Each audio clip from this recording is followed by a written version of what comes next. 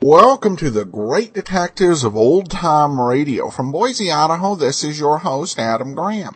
If you have a comment, email it to me, box13@greatdetectives.net. Give me a call, 208-991-4783, and become one of our friends on Facebook, facebook.com/Radio Detectives.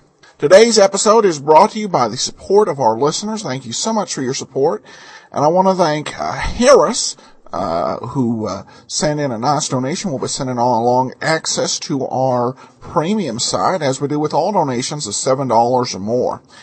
All right, well, it's time for today's episode of yours truly, Johnny Dollar. And while I'm sure that Andrew will do all he can with it, the audio quality isn't very good. So enjoy today's episode, though. This one is called The Oklahoma Red Matter.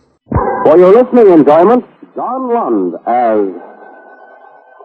Johnny Dollar. Frank Ahern at Universal Adjusters, Johnny. Oh, hi. How are you, Frank? Well, a little worried at the moment. Can you help me out? Well, that depends on what I have to do. You have to take a little trip for one thing. A farm near Lexington, Kentucky. Well, it's a slow time of the year to get out in the country. What else? Talked to a man named Calcor there. Had a racehorse that secured for $65,000. I hate to have to pay the premium on that kind of policy. Yeah, that's just it, Johnny.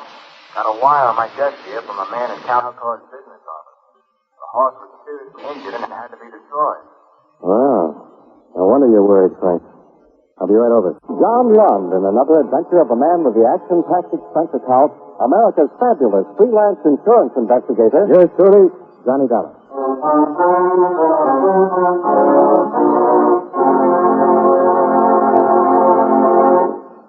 While we take a breather from our program, I'd like to ask you a question. Do you know who Uncle Sam's lawyer is? If your answer is the Attorney General, you're absolutely right. But being legal advisor to the President and other governmental agencies is only part of his job. His main task is running the Department of Justice, which makes sure that the laws passed by Congress are carried out, and that lawyers are available when the government must be represented in court. Let me give you an example. Suppose there is some question concerning the amount or kind of tax you should pay, or suppose you and the government don't agree as to which of you owns certain land. That's when the Department of Justice steps in to represent the government side of the case. If anyone is brought to trial for counterfeiting, smuggling, gold hoarding, or passport forging, the Department of Justice prosecutes the case. It also handles all matters dealing with legal immigration. And all of this activity is the responsibility of an important member of the President's Cabinet, the Attorney General. Just as it is the duty of the United States government to protect each and every one of you, it is the duty of the Attorney General to protect the government of the United States.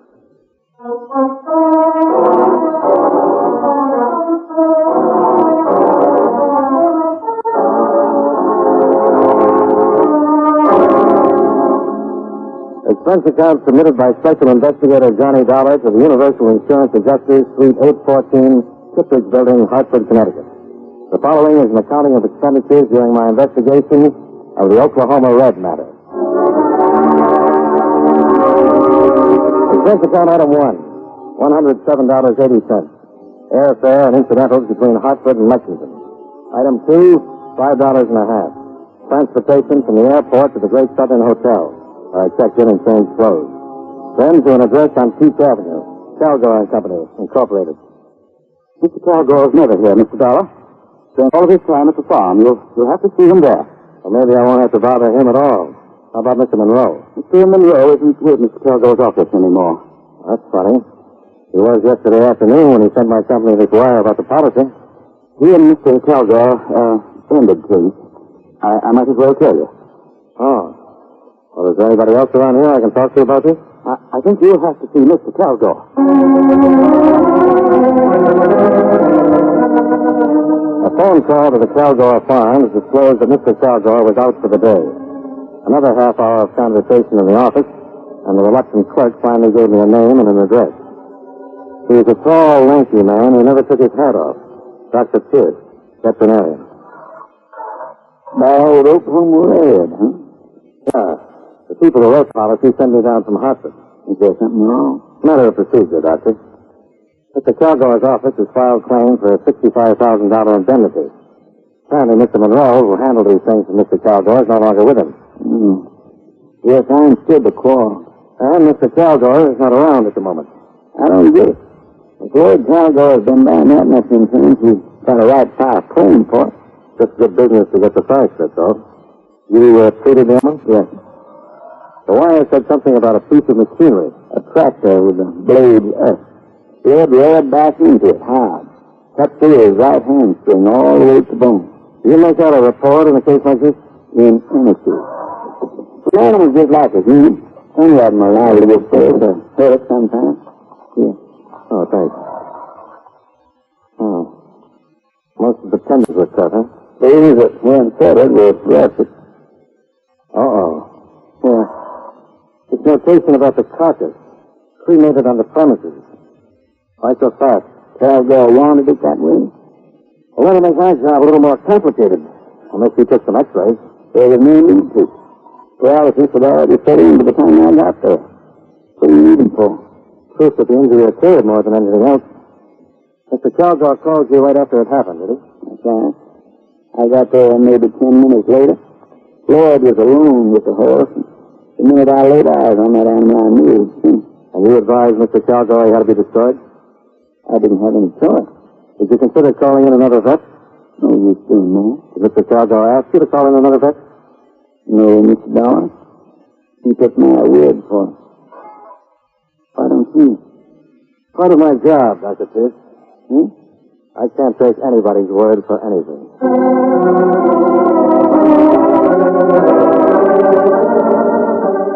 Expense account item 3, 30 cents. For the 5 airmail stamps, he took to mail a copy of the complete injury report to a veterinarian service in Cleveland. Item 4, $25, car rental. That afternoon, I drove out to the Calgore breeding farm. Like most of the others I'd passed, it was complete with white fences, rolling hills, blue grass, and a stately colonial residence, just like the movies. A sullen, attractive girl in her early 20s met me at the door. I told her my name and who I wanted to see. You have an insurance salesman. You hear about Red. What happened to him, don't you? That's right. I'm Mr. Calgore. I'm glad to know you. How much did Daddy have Red insured for? $65,000. I don't know whether I'm supposed to discuss this with you, Miss Calgore. If Red had gotten on the tracks this year, he'd have doubled that. Tripled it, sadly. There's not enough money in the world to accept that horse. He was a great horse. He must have been. I'm sorry this happened. Dad couldn't have stopped Red. Oh, I understand he was injured beyond hope. That's a lie. What's that? Dad couldn't have shot him. He just couldn't have done it. Red was the only thing around this whole place worth anything. It wasn't the horse injured? That's what they'll all tell you. But I can tell you something else. What are you talking about, anyhow? It was a terrible thing to do. Go to your room. It was just like murder, and you know it. Lucy? It was murder. Stop it. Anytime I've ever had to shoot a horse around here, she gets like that. And that way ever since she was a little girl. I see. I knew I'd have to put up with her acting like that. But I'm reluctant to apologize to you for her actions. Ed Pierce told me you were in to see him. I wish you hadn't. I intended to tell you myself, Mr. Calgore. If I've offended you, I'm sorry for it. Makes you look like I'm doing something shady. You should have come to me instead of going to him. I tried to. We have to go to everybody. Dr. Pierce ordered the horse destroyed. Seemed like a fair opening to go to him and ask why. What do you want from me? All the information you can give me about the accident. Now, no matter what you think of me or my methods, I'm the man assigned to this case. This report has to be complete before your claim can be paid. You always handle a case this way. Well, that's the way I'm handling this one. They don't know what they're doing sending a man like you here. You filed a claim by wire. What did you expect? That fool Monroe filed the claim. I'd have waited until things around here calmed down a little. Is that why you fired him? That's one reason. Are you here to accuse me of something? Look, there's $65,000 at stake here. We'll pay it out when we're satisfied all the circumstances were proper and not before. I'm not afraid of you, Dollar, or your insurance company. I don't like your snooping around my office talking to my friends about me. No man would. If I don't get my information from you, I'll get it somewhere else. What I've seen of you so far and what information I have got hasn't been in your favor. I don't like that kind of talk. You don't seem to like anything about this. Now, how about it? Do we keep this up, or do we get down to business? The trainer was bringing Red back from his exercise. Outside the stall, Red got scared. Mouse or something, and he reared back into that blaze. When Doc got here, he said Red didn't have a chance, so I shot him, that's all. This trainer, what's his name? Jim Knight. He isn't around anymore. I fired him right then and there. Told him to get off my property. Who else was there? No one. The rest of them were up at the house having dinner. Oh, fine. How about right afterwards? I just called out to Pierce. We handled it. Been better if you'd left the remains for us to examine. Dollar, I got maybe 150 head on this farm. Now and then accidents happen. One of my stock is dead, I get rid of it as fast as I can. That's the way I operate. Where can I get in touch with Jim Knight? Where did he go? I don't know. He took the things and cleared out as fast as he could. He knew better than to hang around here. What do you mean by that? What I said, he knew better. That's what I mean. Did your daughter see any of this? Lucy. You mean those crazy things she was saying when I walked into the room? In view of the crazy circumstances, what she was saying might be worth listening to. Pipe dream. I'd like to talk to her just the same. Abbott! Abbott! Come. You can talk to anybody you like, Dollar. You've already got all the information you're going to get from me. Jefferson, Miss Chicago? Jefferson? Show him out. This way, sir. Never mind. I can find my own way.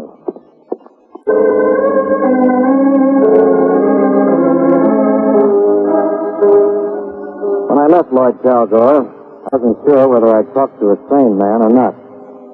Calgore's belligerent attitude seemed to permeate the whole farm. The horse handlers I talked to were grumbling and complaining, and I was able to learn nothing from them except a Baltimore address for Jim Knight. However, I did talk to Lucy Calgore again, down by the stables.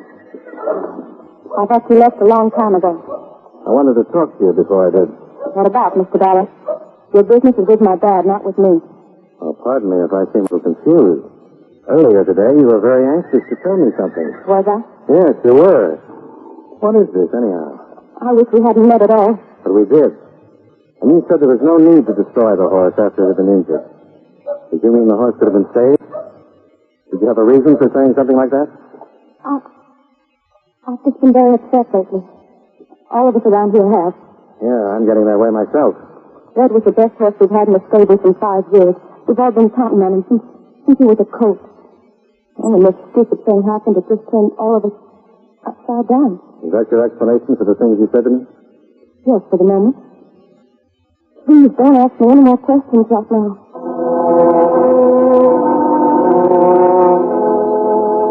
The Calgores were turning out to be a dandy pair to deal with. Back in town, I checked on Calgore's financial situation. It was good, as far as the local banks were concerned.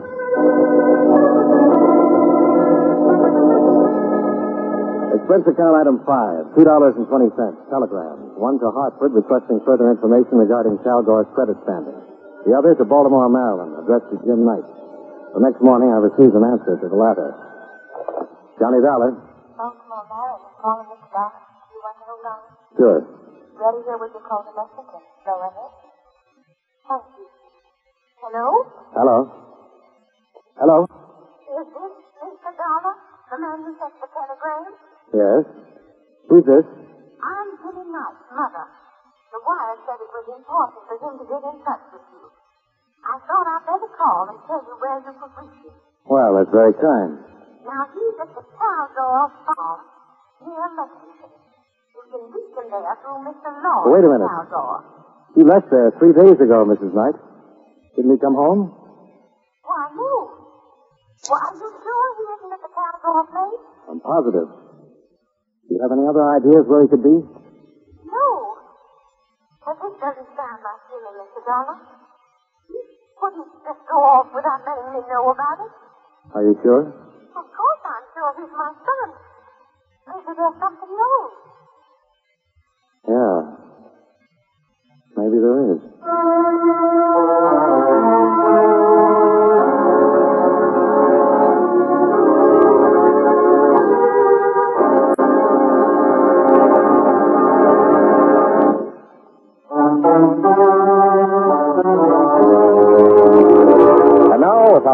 star John Lund, we bring you the second act of Yours Truly, Johnny Dollar.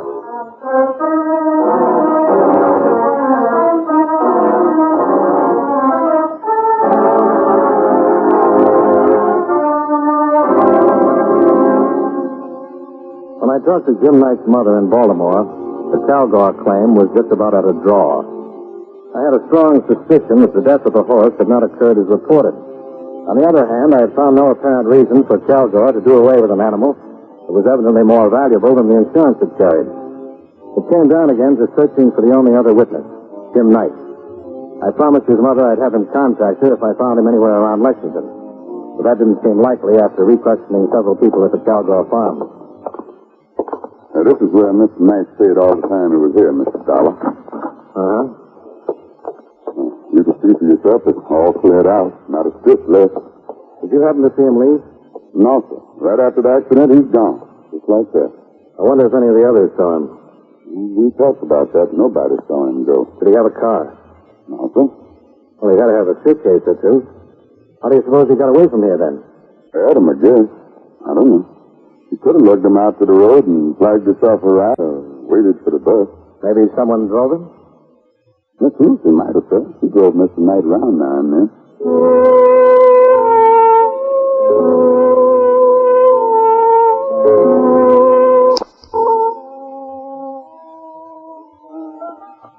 That business you were telling me about before, it'll have to be looked into, Lucy. Why? Because you intimated that your father and Dr. Pierce might be lying about the whole thing. You realize that if there's any truth to that, your father would be liable to criminal charges. I know. I was just trying to put Dad in a bad light. Well, he's not in a very good one right now.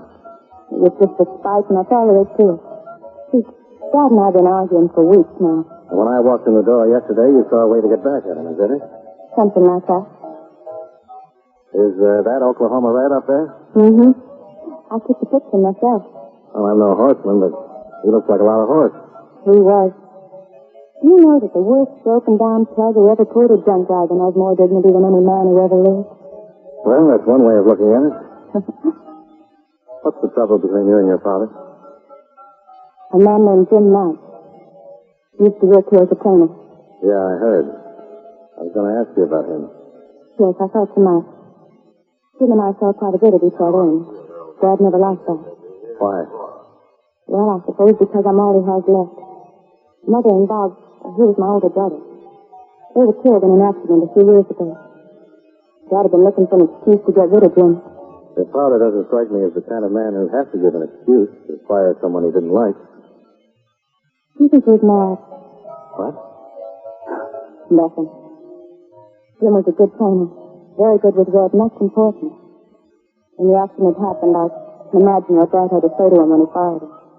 You know where I can find him now? No. He didn't say a word to me when he left. Not even goodbye.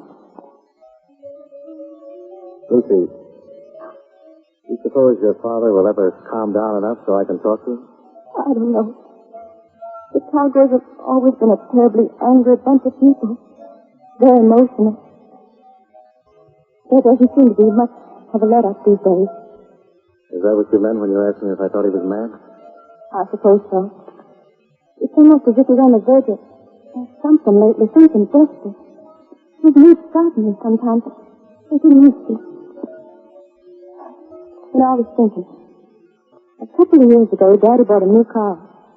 We were out driving one day and something went wrong. Well, he was so angry he just smashed it into a cement wall and left it. Lucy, tell me about Jim Knight. I was in love with him from the first day he came to work here. I still am. That's all there is to tell.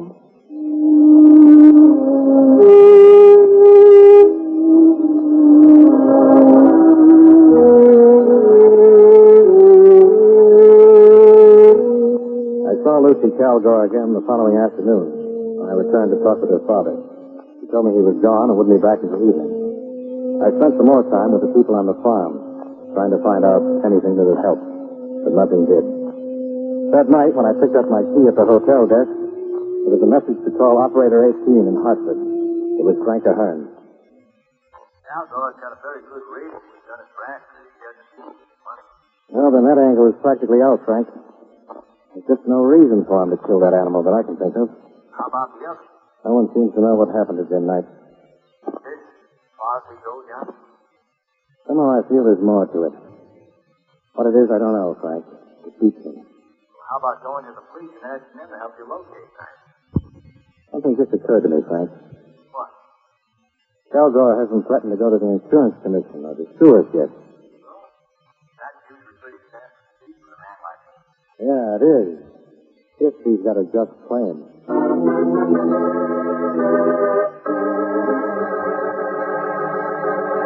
What is it now, Mr. Dolly? It's late. I just talked to my office in Hartford, Dr. Pierce. They aren't very happy with the way this case has been going. Is that so? They're about ready to close it and call me home. Do you mean they'll pay the claim? No, I don't mean that at all. Hmm? Look, Doctor, I spent some time checking you out because you're one of the parties who can help settle this thing. You've been in practice around Lexington for 32 years. People think a lot of you. And they take my word. Well, I don't. I can't. I'd hate to see a nice guy like you get the book.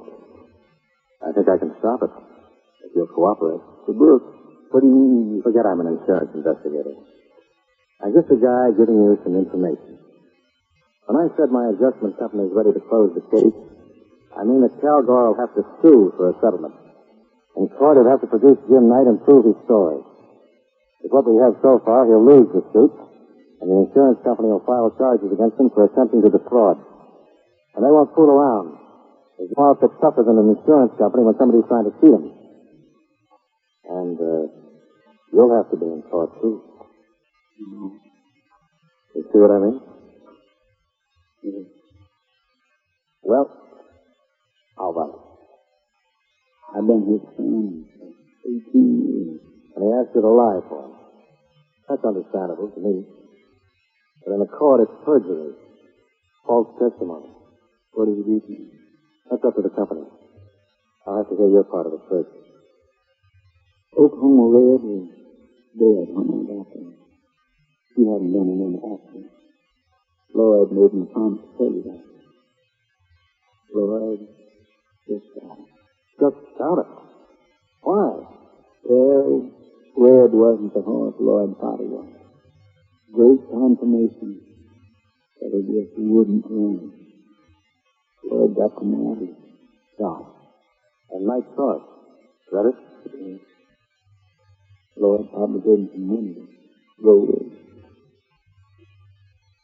I don't know. He's losing his mind, I think. I've heard that about him before. From who? Lucy? Yeah. He had a reason. Like I said, I've known Cowgirl for 18 years.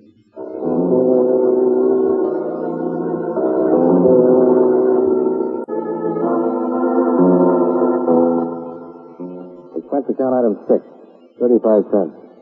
I lost it in a payphone trying to get in touch with Cowgirl. No one answered, so I drove out.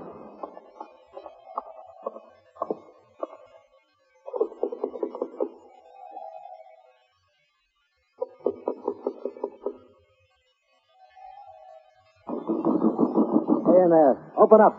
Open up. Open up, somebody. Open up. Mr. Dollar, sir. Good evening.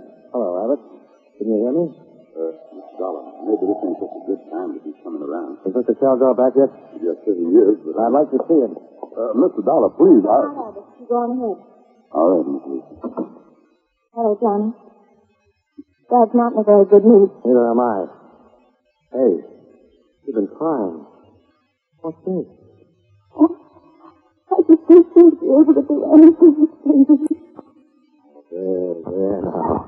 Oh, Johnny, I'm so happy. Take your hands off her. What? I said take your hands off her. I'll kill you. Oh, be careful. I told you. I kill one man for that kind of thing.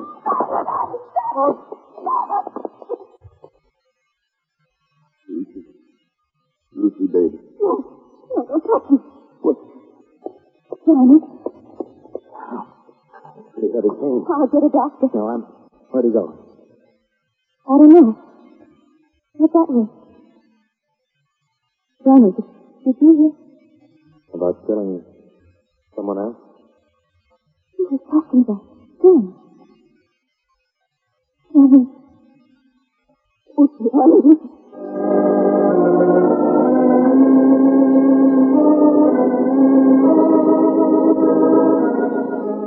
I called the local sheriff's office and then took a look around the grounds. All the cars were still in the garages. Then I heard some sort of disturbance near the stables. Don't come any closer. I've got a shotgun here. I got a gun, too. Go away from here. The police will be here any minute. This won't do you any good. Dalgor.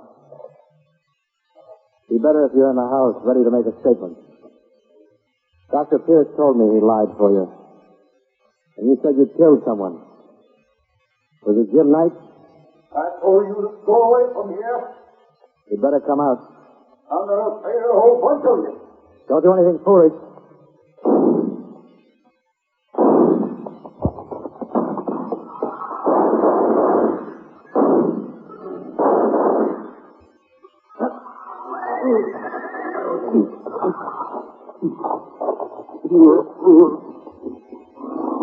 You didn't have to do it this way, Salvador. Like so. Nice boat. Under the floor. All these things you know about Red. I know. Knight tried to stop him. But I was crazy. I'm not, am I, Dollar? Take it easy. I'm not crazy.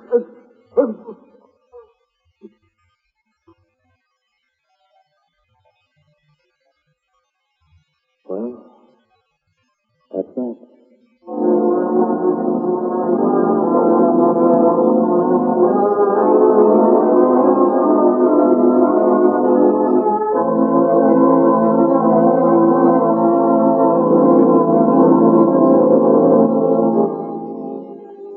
Expense account item 7, $37.50, miscellaneous. Item 8, same as 1, transportation back to hospice. Expense account total, $286.45. Yours truly, Johnny Dollar.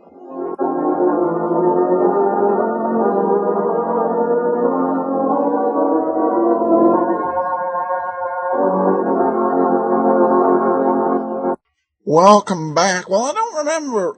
One thing I remember, this episode is another one of those that was done for the 15-minute episodes. Though, as I recall, they set that particular episode over in Virginia when they did that version. So we may get a clearer and a better version of the story when we get to the 15-minute Johnny Dollars. All right, well, now it's time for listener comment and feedback. Let's see here.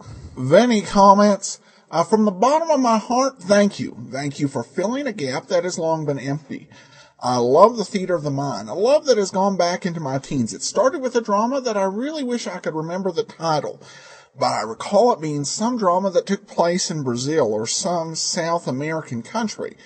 But your podcasts are fabulous. Currently, I'm listening to episode 521, so I have a ways to catch up.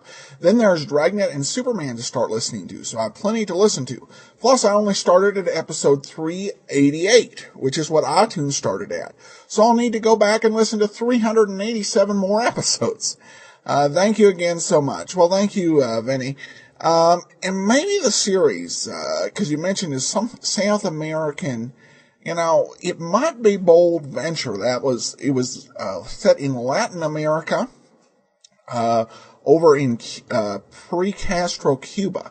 So that might be it. And, if not, when you get to this, let me know. A Bold Venture with Bogart and Bacall. All right, well, that will actually do it for this week. We will be back on Monday with Barry Craig, Confidential Investigator, and then join us on Friday for another exciting adventure with yours truly, Johnny Dollar. Send your comments, box 13 at greatdetectives.net. Give us a call, 208-991-4783. But from Boise, Idaho, this is your host, Adam Graham, signing off.